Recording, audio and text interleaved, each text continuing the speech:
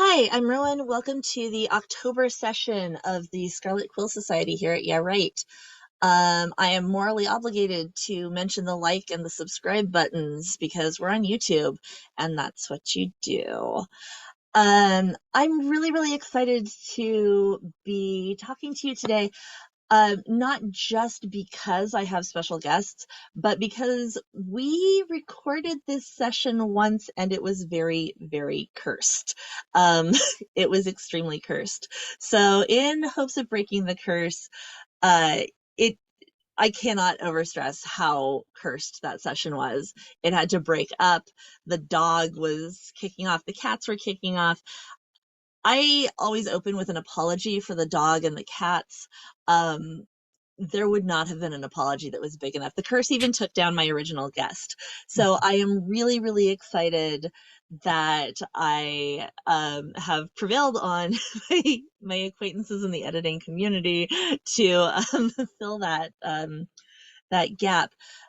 Before we dive in, I do want to acknowledge that YeahWrite, nominally, as much as any corporate entity is anywhere, is located primarily on the unceded land of more than a handful of tribes that used the space between what we now call Mount Hood and the Columbia and Willamette rivers.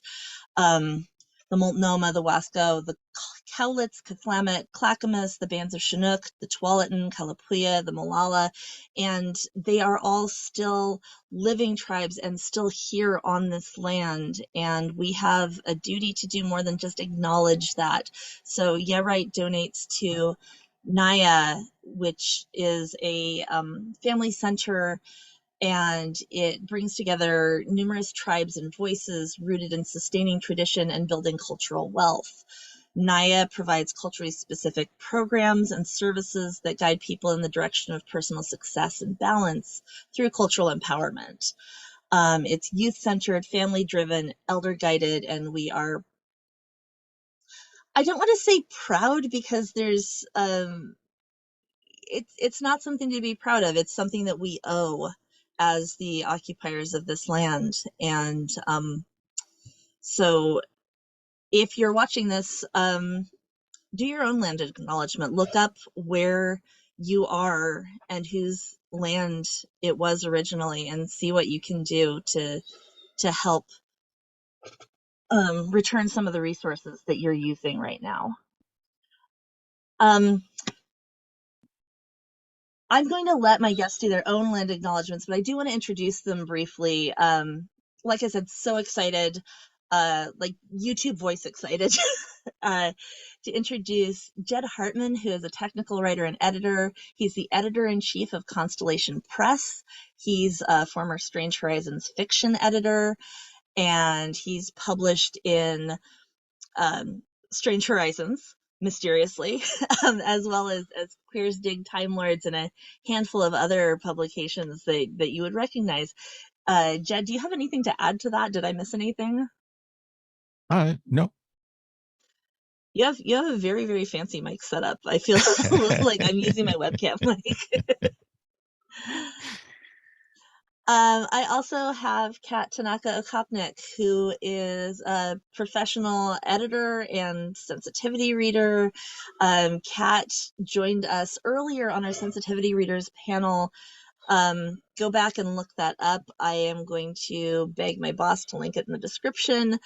If you didn't catch it the first time around, it's an incredible panel. We had some great personalities on there, and there's just tons and tons of valuable information, whether you're a writer or an editor or a sensitivity reader yourself looking to, see what the industry norms are, where people need that, and how you should be working with your sensitivity reader. Kat, did I miss anything? Oh, you're published in short-lived feminist press, The Establishment. Me too. and Strange Horizons, because everybody I know is a nerd, and Indivisible too. And I think you've got like definitions that are getting passed around the internet still.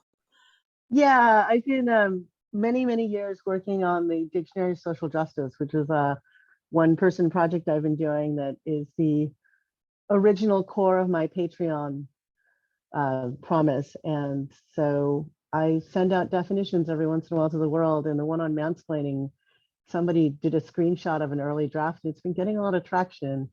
I'm Don't really forget to startled. give us your Patreon link so that we can add that. Okay. I am everywhere on the internet as KT Okopnik, OKOPNIK.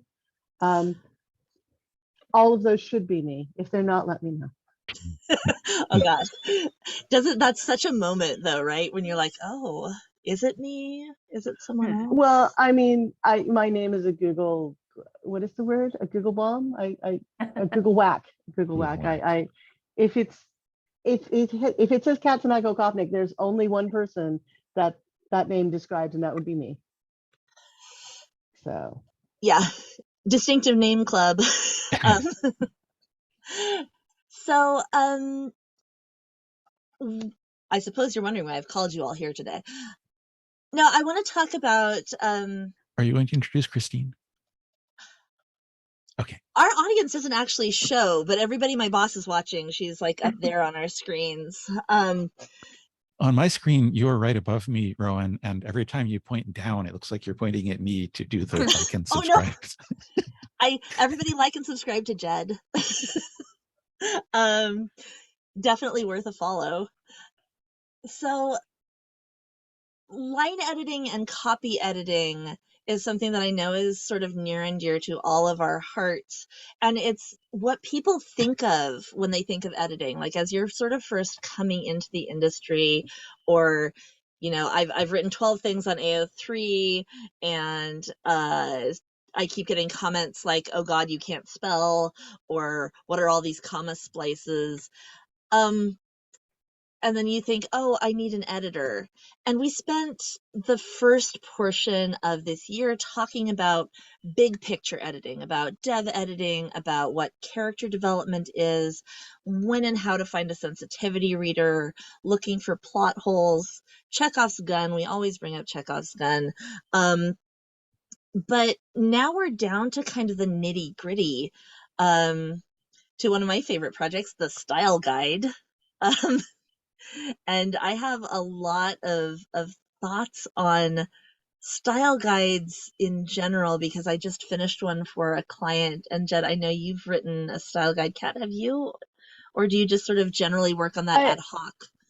I've been consulting on several style guides, so. Yeah. So a style guide can be either an organizational document that ensures that there's a whole voice, or it can be a much smaller project, and it can be sort of per story or per, it's almost not worth it to make it for what I would consider a story, like 5,000 words. You can probably hold that in your head, but once you hit like, what's your tipping point? My tipping point is like when I hit 10,000 words, I know I need to start writing down like how people's names are spelled and who speaks in what, and whether I'm italicizing things. What tells you that this is a project that needs a written documentation rather than just, okay, I'm an editor, I can just hold this?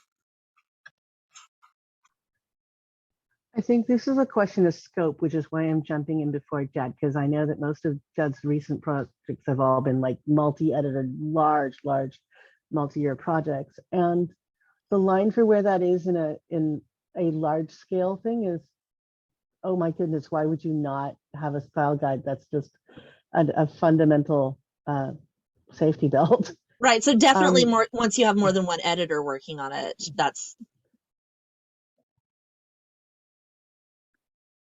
I find that for myself, I put in a style guide.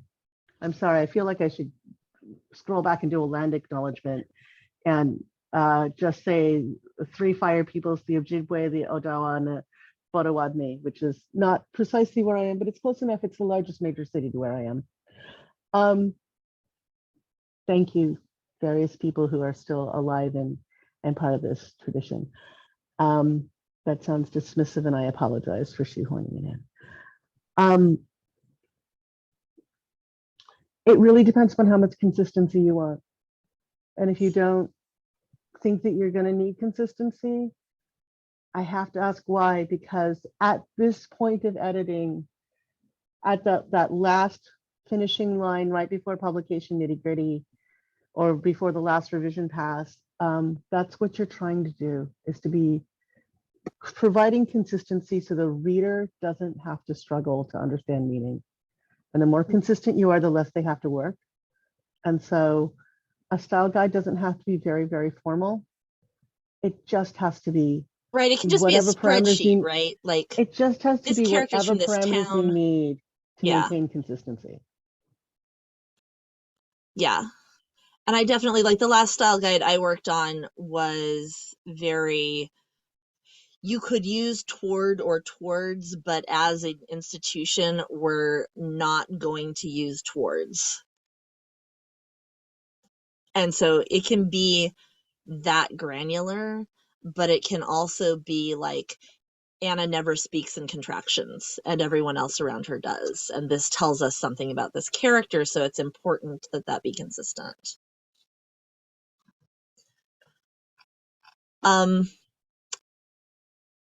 So I took up a lot of space in the cursed recording with a particular rant, and I'm trying desperately not to repeat that, but a lot of people, I hate to keep throwing AO3 under the bus. I love you, AO3.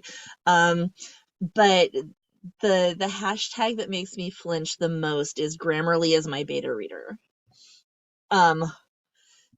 And I think that programs like, you know, Grammarly, or even, you know, the word grammar check, have a really valuable place. I do want to front that they have a valuable place, but they're not really appropriate as a line or copy editor for something that you want to have be in your voice.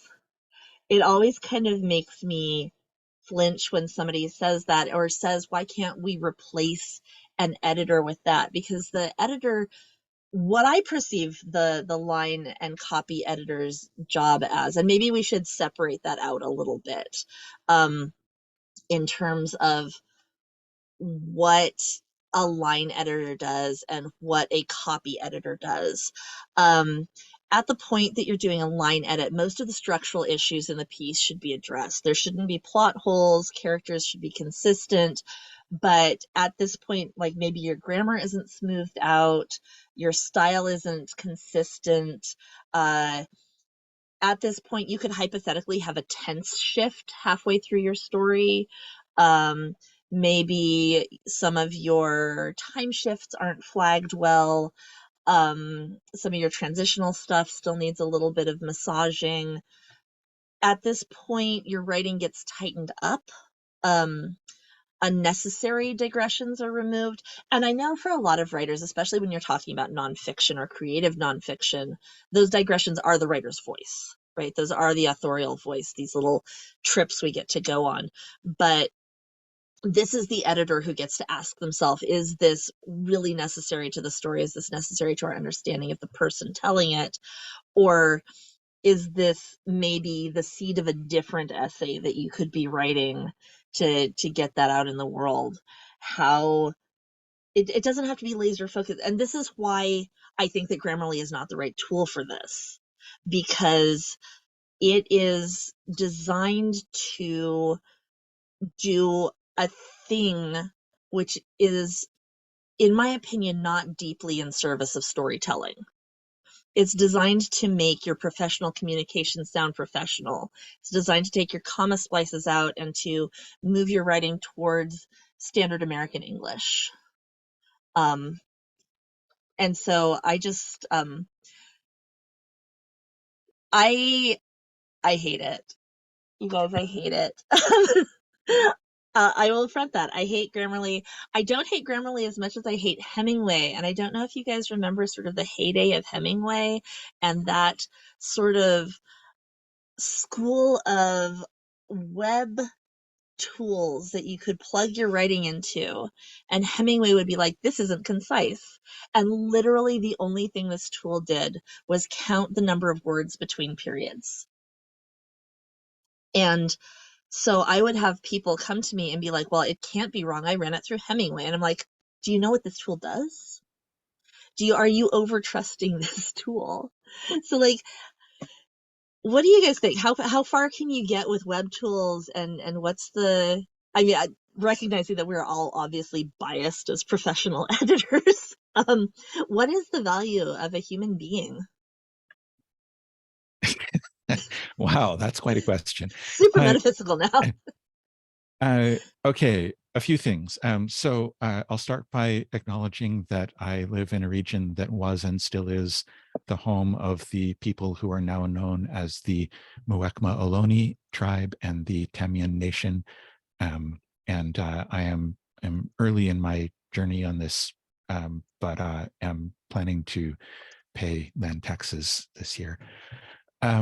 So I have some thoughts that I want to get back to at some point about style guides, but to address your question about trusting the tool, I think that I think my overall feeling is essentially what you said. I think that these tools can be really helpful if you don't trust them too much. In my day job, which is nonfiction, we use a tool that's really good at catching, grammar kinds of issues, acrolinks, but even right, that, so like comma splices. Yeah, well, and you can tell it, these are the words that we do. You can essentially automate part of your style guide by saying these are the words that we do want to use, these are the words we don't want to use. Yeah.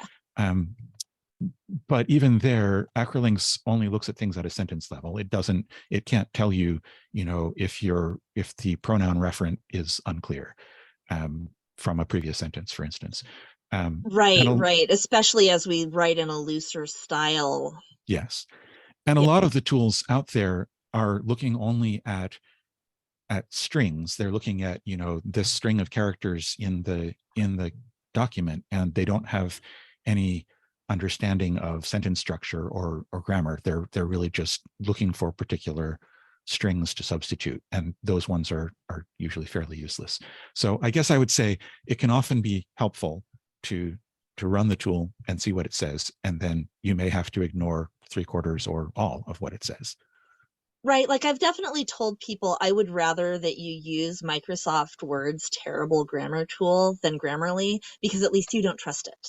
Yeah. It's also like these tools are fundamentally racist, right? Like, let's just, at the bottom line, they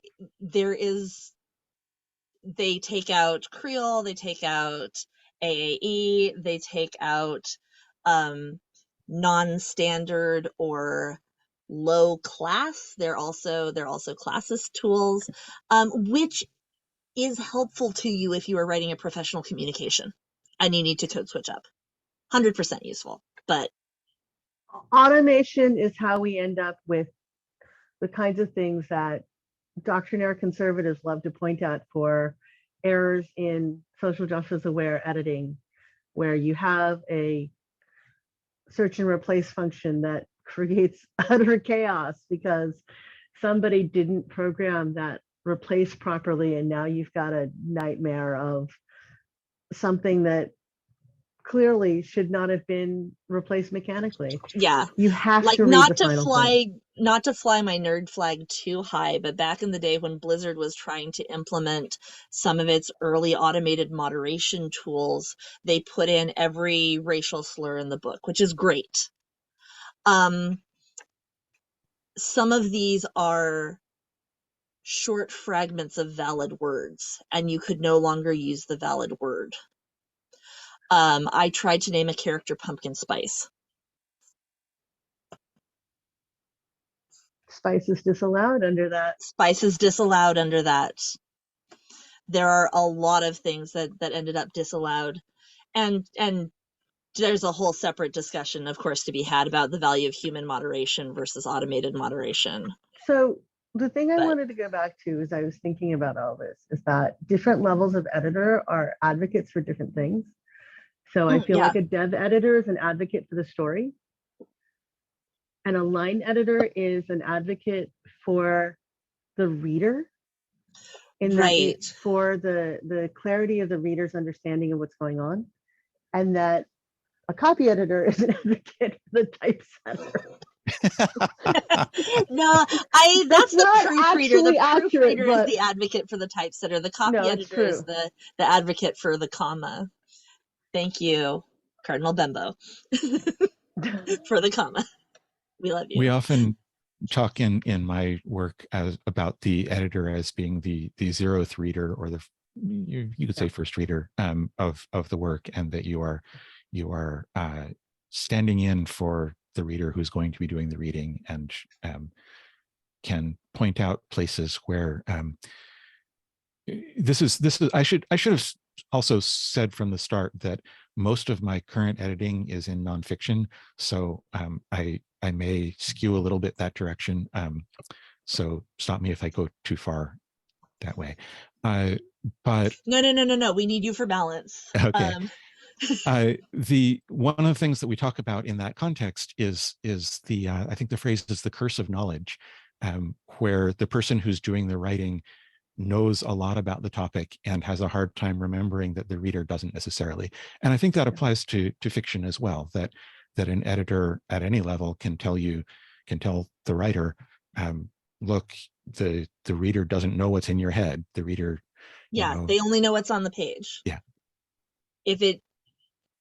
And you don't want to have like these huge expository passages necessarily, sure. But you're right. The line editor is the person who makes sure that the information the reader needs is on the page before they need it. Yeah. So for sure. In law school, we talked about building foundation, and it's the same thing. It's that nonfiction process of, if you don't have all the facts, you can't draw any conclusions from them. I am going to note from a freelance editor's perspective that these days, the willingness of various institutions to have the traditional layers of multiple differently tasked editors is eroding in a way that I think is a detriment to the reader or the buyer or the client at whatever level. But it is going to be a thing that... Yeah, it's definitely the reality of the industry. If people are at the start of their freelance process, it's really, really important for your contract to specify exactly what kind of editing you are expected to do and what your parameters are, because you will be asked to do more and less than what you think your role is. So be clear on where in the process you are at. For sure. And as a freelance editor, what do you do when somebody steps outside that? I know what I do. What do y'all do? Well, so I should also add a disclaimer that I've never done freelance editing work, so I won't be useful. I won't be useful in that part of the discussion. By the time that I'm editing, the author is generally, done with the work, and in one way or another. I do think that that it's worth noting that even in the context of a company or a publishing house, that there these days often isn't much of a distinction between line editing, copy editing, and proofreading. I know that in some contexts, those jobs are done by different people or done at different times. But in my contexts, both my day job and fiction editing, I do all those things at once. But sorry, Kat, back to you about freelance.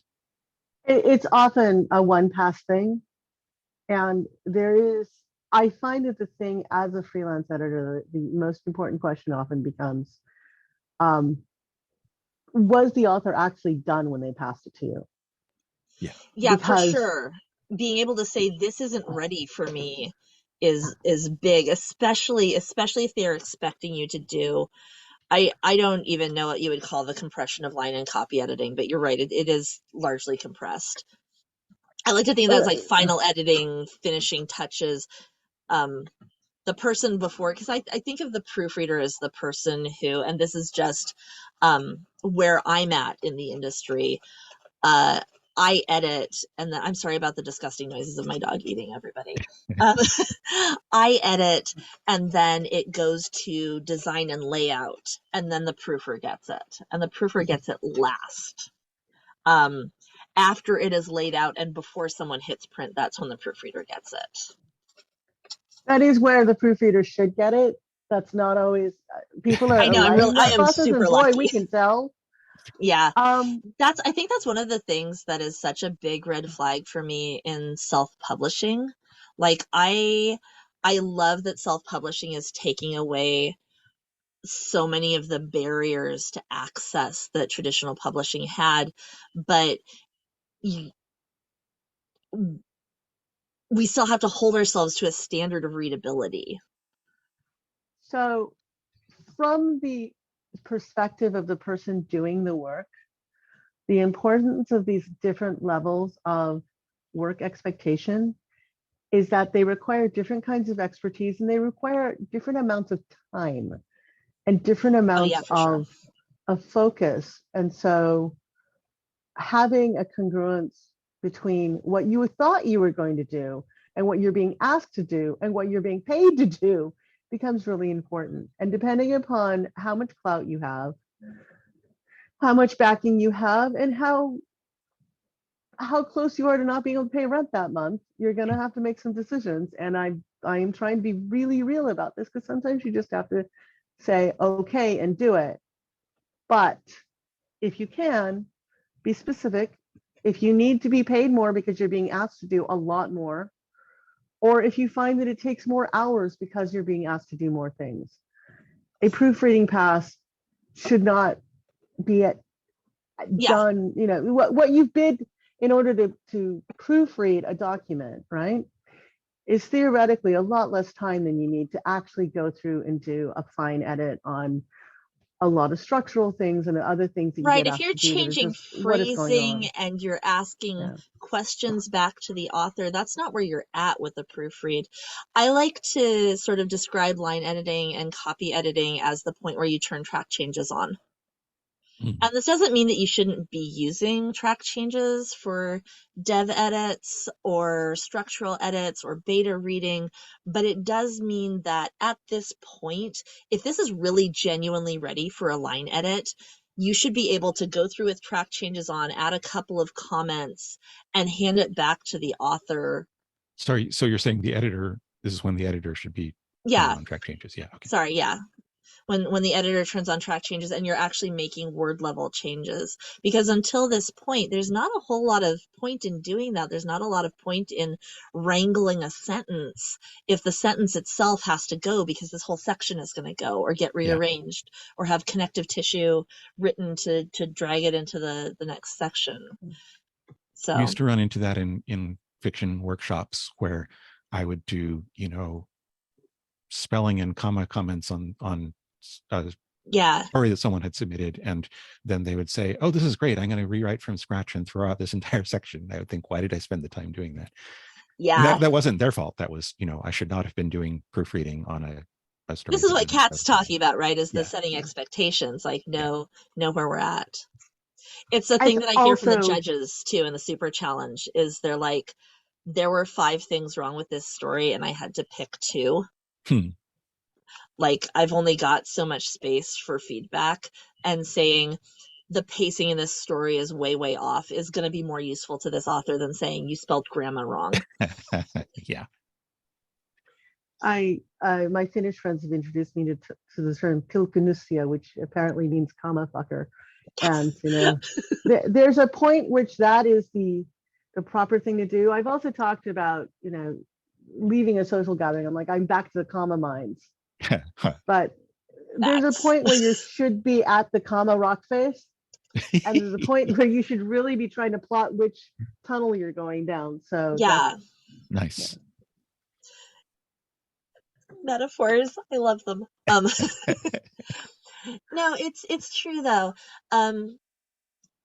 So be ready to say this isn't ready for this kind of edit. You've got some big, I think one of the things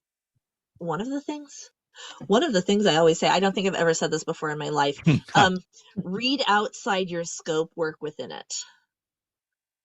So if your scope is proofreading or copy editing, do that, do your job. But if you see something that red flags for this needs a sensitivity read, notice that. Don't just not notice it because your job is making the commas go in the right places.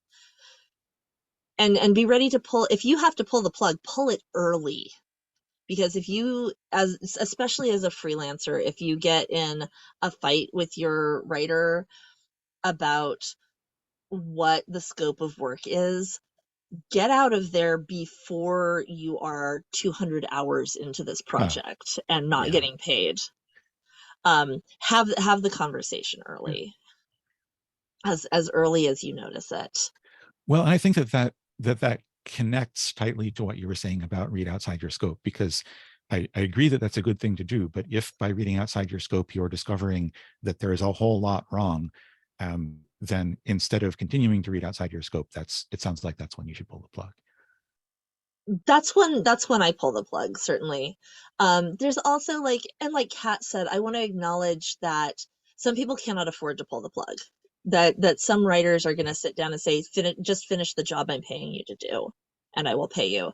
And there's some things that you can do.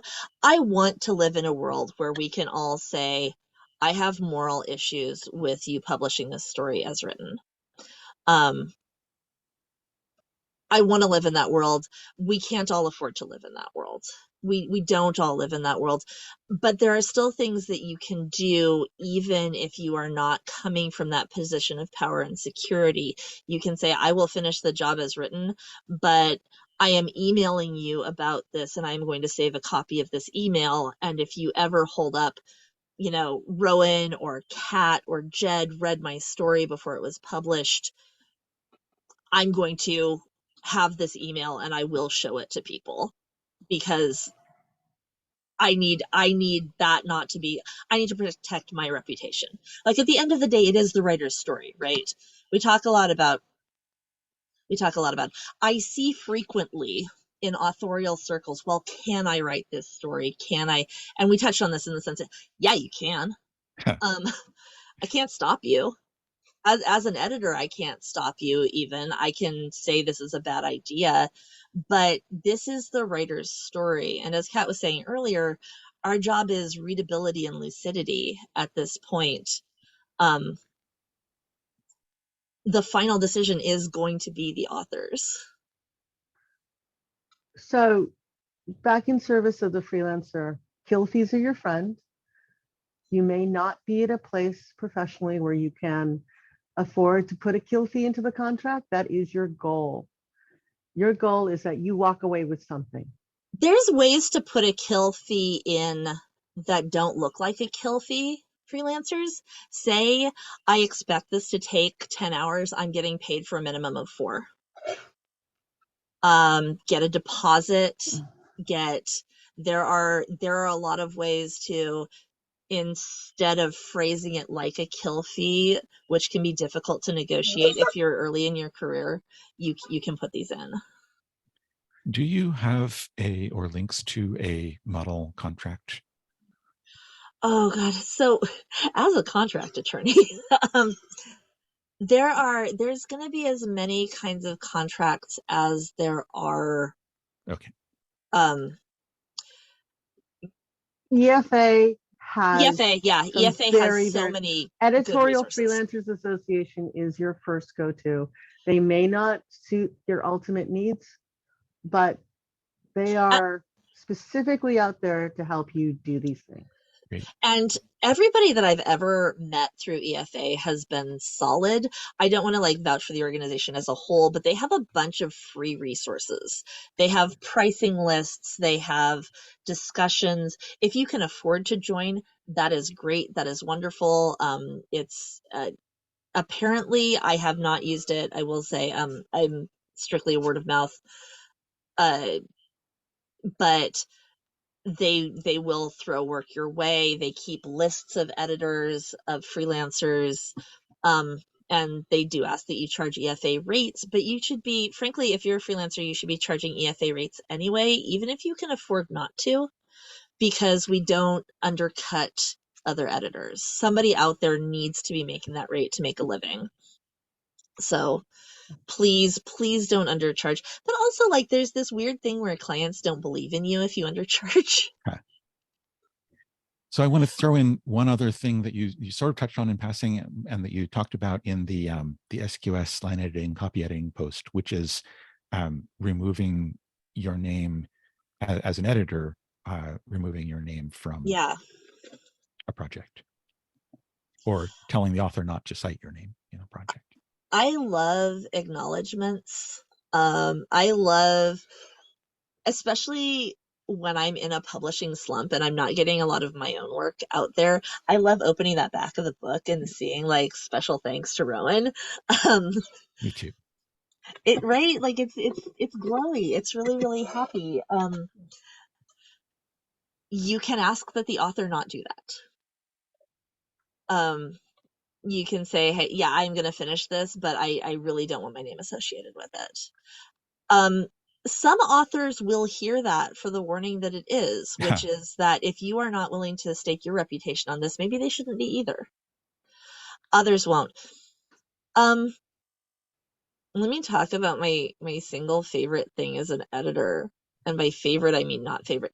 When the author says, you're just not smart enough to understand this story. No. Hey, authors, don't say that. You just didn't get it. I'm like, I'm sorry, I'm a professional editor. If I don't get it, your readers won't either. I will say there are two instances that I want to highlight as the brackets to this. Yeah, please. One of which is I have seen an editor and author mismatch where the editor really doesn't have any business editing that piece because they don't come from that milieu. So I've seen editors with stellar credentials, but they come from a very, very standard American English academic institutional background, and they never should have been brought in on a project that has a very different scope than what this editor is used to. Right. So if you are at the point of competency is still important here, right? If you are at the point of telling the editor as a writer you don't get it, yes, you need to fire your editor and say, thank you for your work. Here's your kill fee, and go find an editor who is actually within the scope and context that you need. You've learned a valuable lesson about vetting your editor from that side. From the other side, I've absolutely seen it where I'm just like, maybe you need to just hand Mimeo that 150 million thousand word doorstop that you've been writing for the last 15 years and just distribute it to your mom and your grandma, because that's clearly who you were writing for. So there is a range between that. In the middle of it is generally an editor is there to be the zeroth reader and to help you get, because as somebody who's a professional writer and editor, I don't see all of my mistakes. I don't see all the things that I didn't see. No, God, no. If I was placed to do that, I wouldn't have made the mistake in the first place. There is not a writer or editor in the world who is capable of being 100% on their own work. Yeah.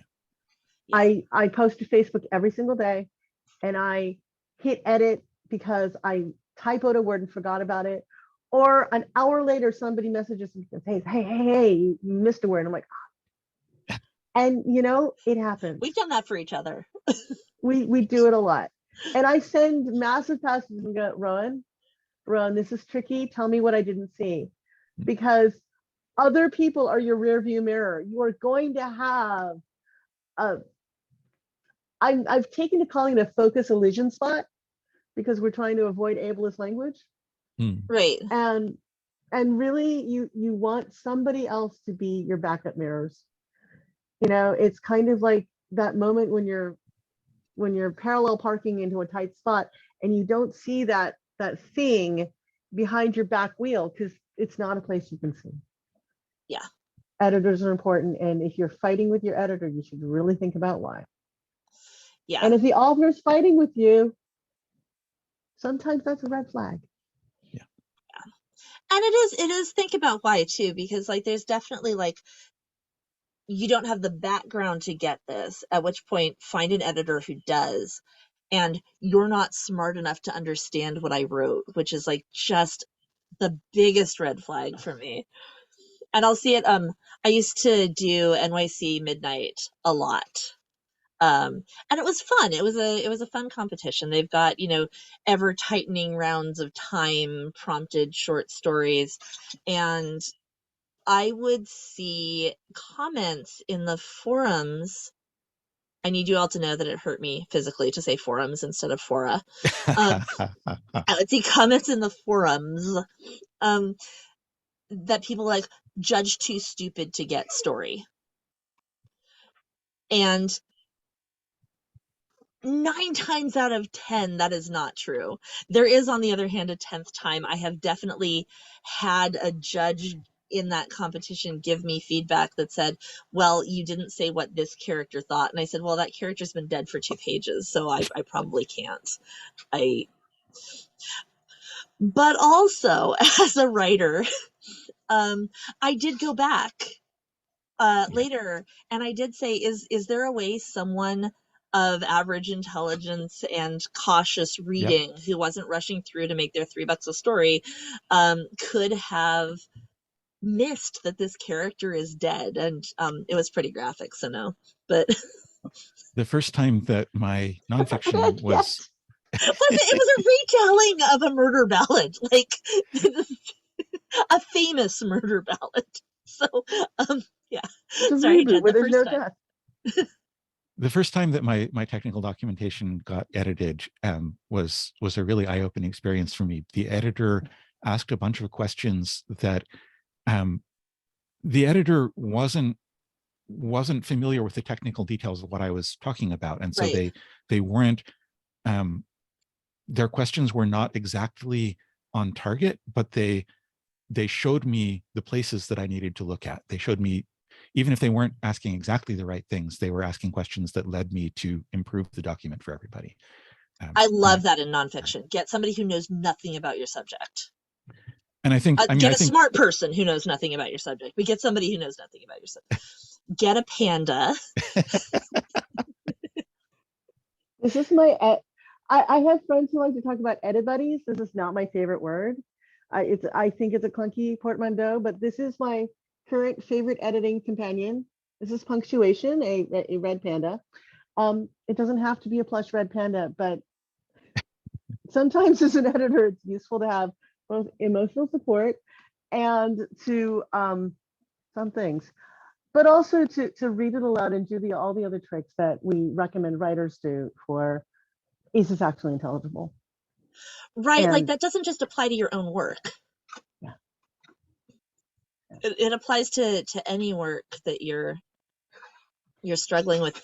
My other favorite trick that I do as an editor, especially of nonfiction, is I'm like, yeah, but what about this in a comment? And then it's answered in the next paragraph, and I have to go back and delete my comment. I'm like, ah, snap, yep. They thought of that too. Yeah. That is an obvious question raised by that paragraph. Sure is. They got right to that. But yeah, we used to have an editor at YeahWrite. She's still nominally active, but she had a lot of life happen to her right before the pandemic, ironically. And then there was a pandemic. But she used to worry that she wasn't competent to edit fiction because she came from a technical writing background. And she was my single favorite beta reader. Because if anybody was going to be like, your magic system is inconsistent as heck, that's who was going to find it. And I think that there can be, I think it can be a mixed blessing, because as a technical editor, my biggest goals are consistency, which is useful in fiction editing, and clarity, which is sometimes useful in fiction editing and sometimes not what the author wants. But editors can adjust. Right. That can be too artistic for clarity. Too. As long as we're all showing off our emotional support objects, I want to show off mine, and then we can circle back to the thing that you wanted to say about style guides. This is my emotional support object. It is really nice, guys, if you can agree with your author on a published style guide, whether it's Chicago, which is obviously superior, or AP, which omits the serial comma and lacks clarity, or APA, which has nightmare citations. I don't love you, APA. I just had to work with a client on a dissertation and the whole thing was APA. And I came away from it with like a new hate for how difficult APA makes finding the cited information. Like if you have to go into somebody's paper or thesis or publication and actually find, oh, 5% of people did this on this other study, the citation is just like Bob 1987. Like, and it's like a 200-page paper. Oh Thanks, dear. APA. Anyway, so to the there extent are other style guides. there are other style guides. We linked in the SQS post the conscious style guide. There are so many style guides, but if you can agree sort of generally, like even if you can just discuss, hey, I come from a Chicago style background, is that comfortable for your writing? This is the kind of clarity that I generally do for nonfiction or academic editing. So it's not, when you see this in an academic context, that I'm going to be more flexible on grammar. I'm going to be starting sentences with ands and buts and therefores. It's not going to be passive voice. I mean, it portions of it will be passive voice. I'm not Microsoft Word. I'm not going to try to tell you to take out every instance of passive voice. It's really useful, but then people get, because what you do, like your portfolio can't always be public, right? Like you can't put before and afters if you're editing. Oh, what was that? I've edited a couple of authors whose names people would know, and I am not putting their before and afters on the internet as a portfolio. I mean, if somebody wants to give you permission to do that, that's wonderful. That's amazing, but nobody's going to do it. So the other thing I want to recommend to fledgling editors is there are lots of style guides available online. Going and reading them can be a really, really illuminating thing. yeah. There are some organizations that I'm currently mad at for other reasons, so I can't recommend their style guides, which were really kind of avant-garde, and I'm a little resentful about the fact that I don't want to give them any publicity. But if you want to make your name known for editing a specific kind of thing, go read the style guides for those publications that are known. If you want to be a science editor, there are going to be certain things that you want to know as a science editor for style guides. If you are writing fiction, if you are doing certain kinds of creative nonfiction, there are industry styles. They're not going to be covered by CMS or Chicago Manual Style or the other big academic for sure. style guides. It's all about being that 0th reader, right? Like be able to talk about the expectations at New York Times or the New Yorker or various other places, because they do have very idiosyncratic style guides. So be aware that a style guide is just an agreement. It's not a word from on high. It's not a prescriptive thing. It's a description of an agreement of what the reader can expect from something published under that particular rubric. Yeah. I think that in particular is really important, that a lot of people, including a lot of professional writers and some professional editors, think of style guides as the truth, the correct way to write, and they just aren't. In most cases, a style guide is a record of the decisions that you have made so that you don't have to make them again, and so that you can be consistent. I wanted to say a few more things about style guides. One is that just a terminology nitpick, that what the SQS post refers to as a style guide, I would usually call a style sheet. I tend to think of a style guide as something that is more at a publisher or a company level, and a style sheet as being for a specific project. So that's really mostly just to let people know that they may run into the term style sheet, and that's what people mean by it. Thank you. See, this is why I have smart people. On? On? Somewhere here. Another thing to note is that a lot of people think of strunk and white elements of style as being like the only thing that you need to get your style right, and just don't try to use that as a style guide. There are many opinions about various aspects of strunk and white, but I think it is generally agreed that it is insufficient to use as a real style guide. Yeah, I think like know it so that you can throw it away mindfully. Yes. And be aware that they If you- violate most of their own rules in the book If you itself. want to sound like them, that is how you do it. The Well, question except is it why. isn't, because they violate their They own don't rules. even sound like them, though. Mostly, I don't mean to write like them. I mean to sound like strunk or white. Fair enough. Yes. Yeah. I don't mean to say that it is completely valueless, but it is not what a lot of people think it is. Okay. All right. Then the other thing I was going to say is the rules you learned for how to write in your university or high school writing class is possibly accurate, but probably insufficient. And if you are editing on that basis, you are probably doing your writer a disservice. If you are writing on that basis, you are probably hampering yourself from being able to tell stories or to write things lucidly and clearly for the reader. Those Definitely. rules have a certain basis, but I don't know that ease of reading or accuracy or clarity or good structure are among those reasons. I mean, one of the reasons that you're given those rules that we don't talk about in high school and university is to make it easy for your teacher to grade you. If everybody's writing that 3-paragraph essay, it is really easy for the teacher to kind of come in and mechanically be able to compare apples to apples.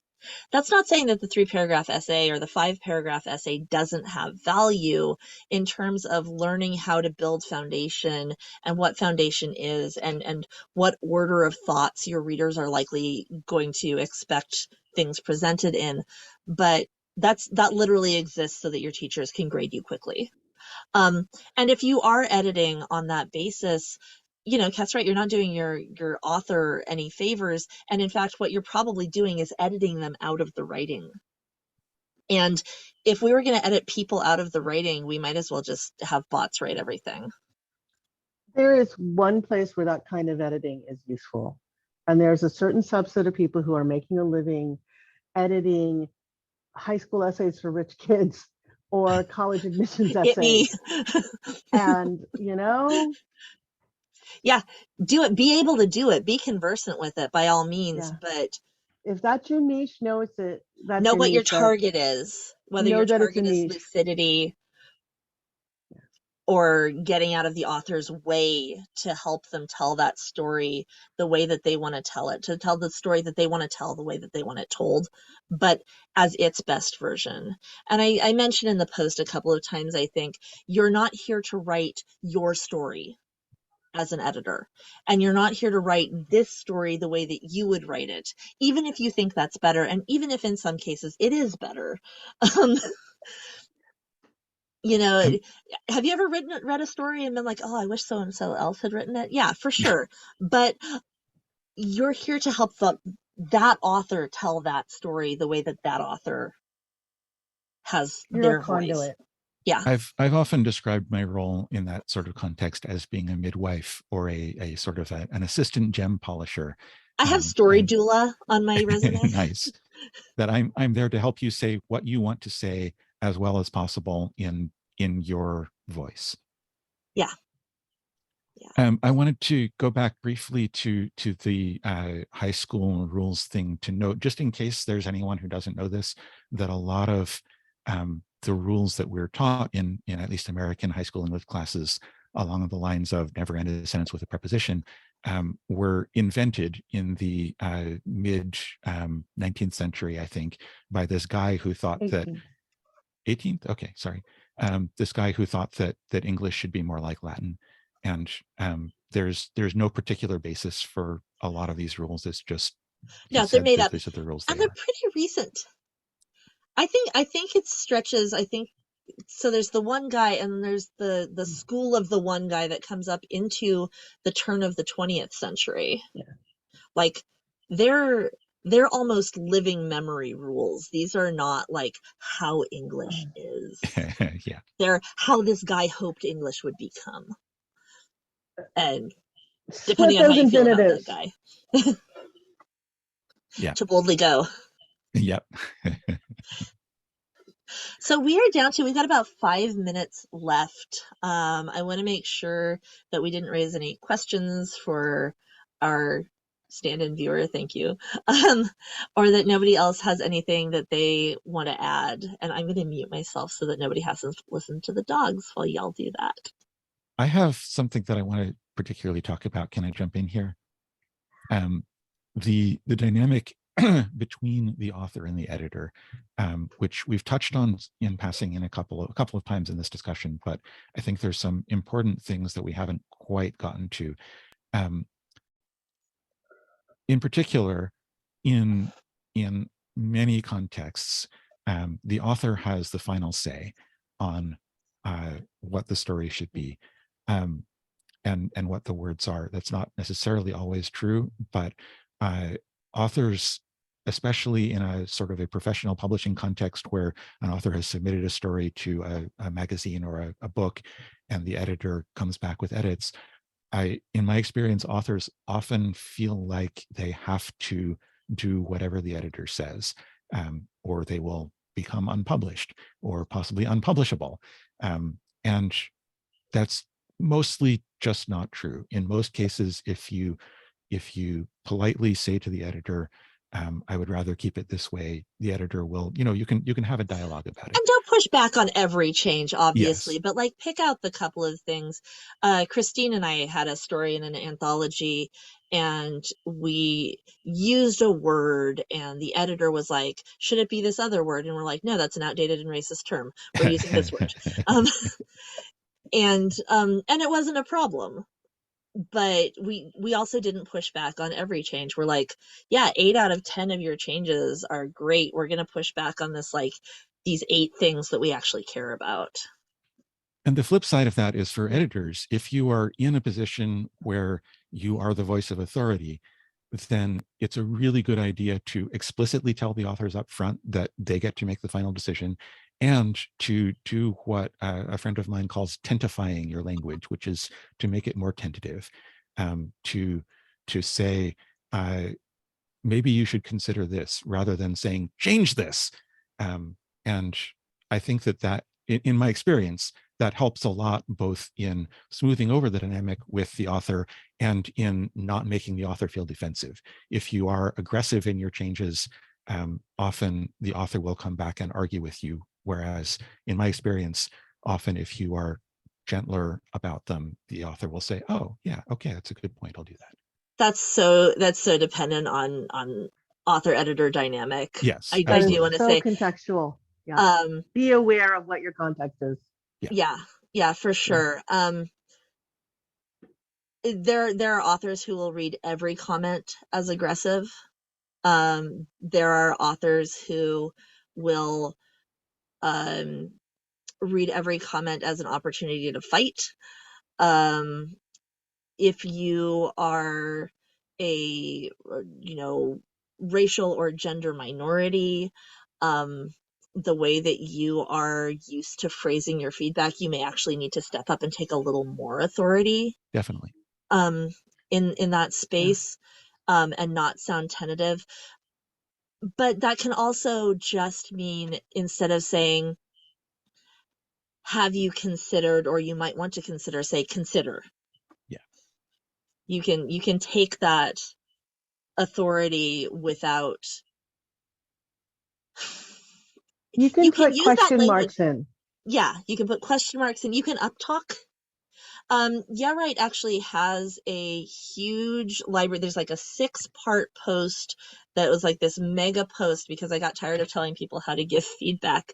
And it's centered around what is constructive criticism, and how do you give it, and how do you receive it, and how do you do it for different kinds of writing. So I'm gonna bug the powers that be to link that resource in the description. Again, got the high sign. It's good. It's going to be there. But that's Sometimes you it's really, a huge mine of things that you can use in different situations to manipulate your author's perceptions of yourself. Not in a bad way. Manipulation is not always bad. I'm just going to say, I think, as my concluding thing, that as the copy editor or the line editor, you are not human Grammarly.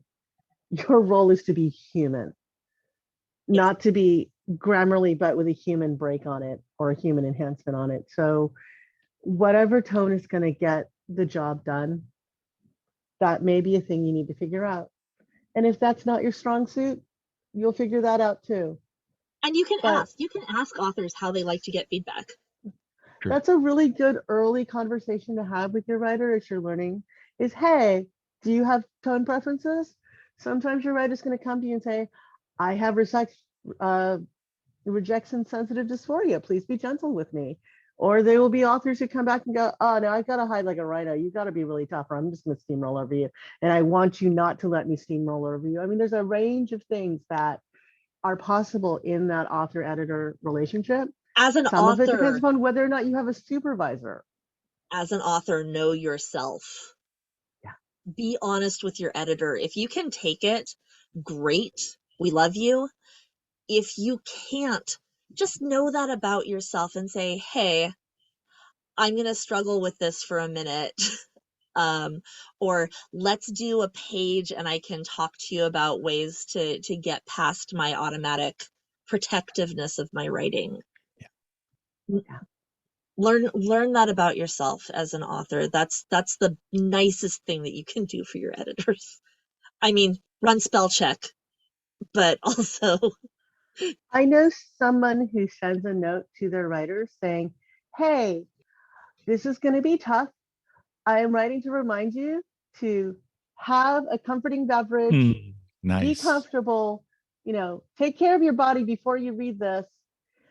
Read it, have your feelings, and then come back and respond to me.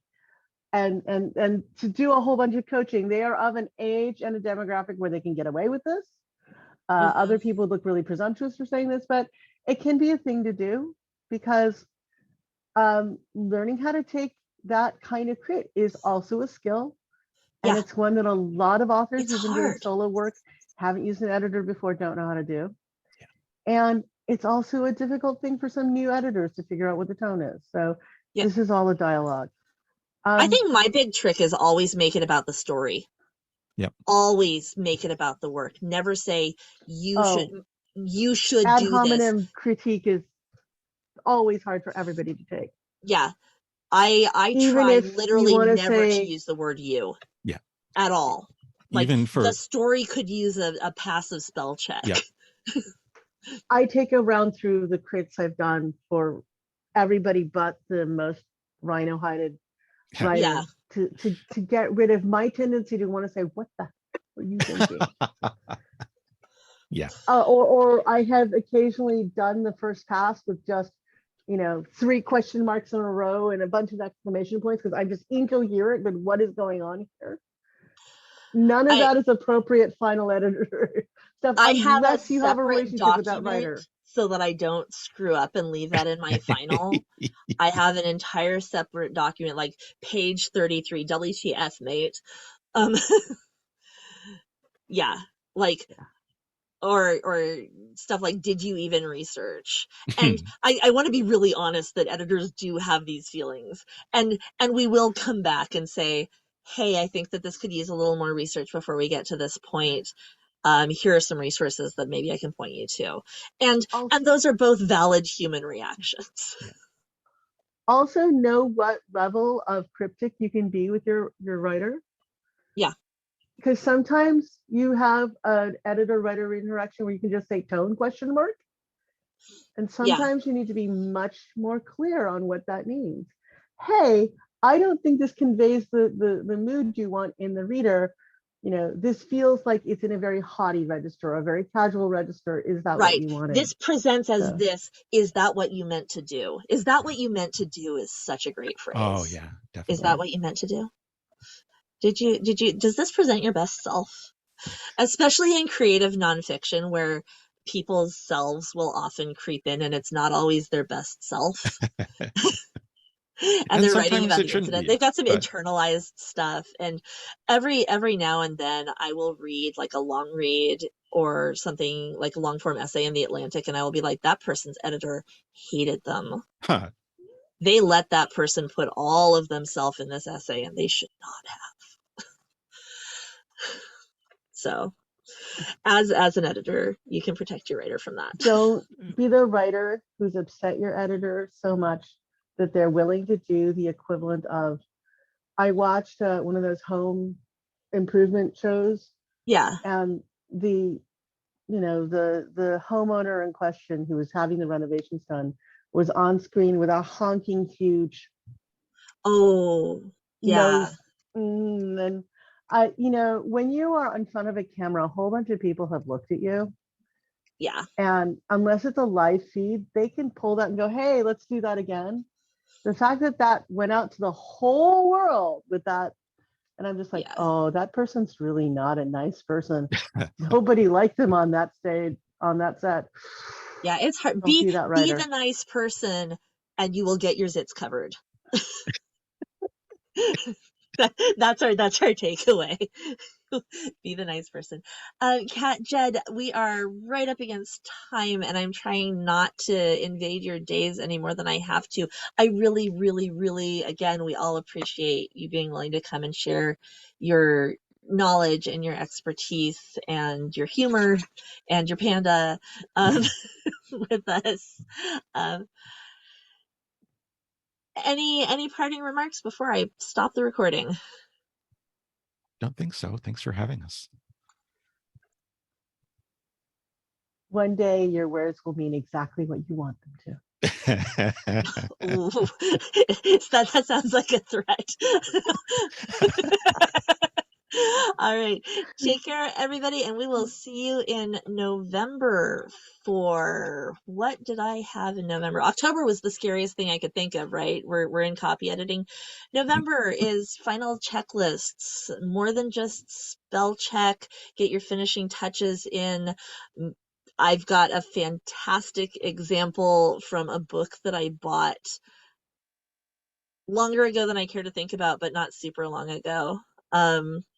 So stay tuned for that, and I will see you then.